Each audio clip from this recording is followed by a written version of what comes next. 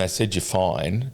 And then a year later, I had an operation on my ankle, or less than a year, and I was coming out of the operation. I had chest pains, and the nurse is like, "That's a bit weird. You shouldn't have chest pains. You've just come out of an anaesthetic." So then my doctor, who's a friend of mine, said, "Okay, we're going to get you to do a CG angiogram." Yeah.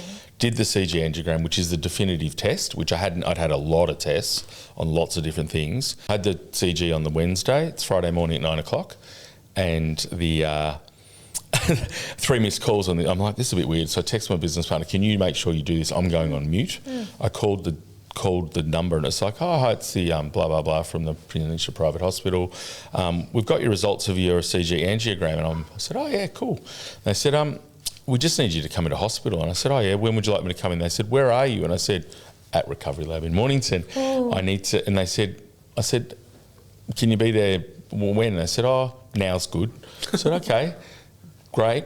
And I said, oh, how long will I be there for? And they said, oh, probably overnight. I said, so I need a bag. Okay. So I ring my wife while I'm on the Teams call and said, can you come and pick me up and bring a bag because I'm going to hospital? And she's like, what? And I go, okay, I don't know, but just I'll see you when I finish my Teams call. Yeah. So driving in, called my mate who's a doctor, said, don't know.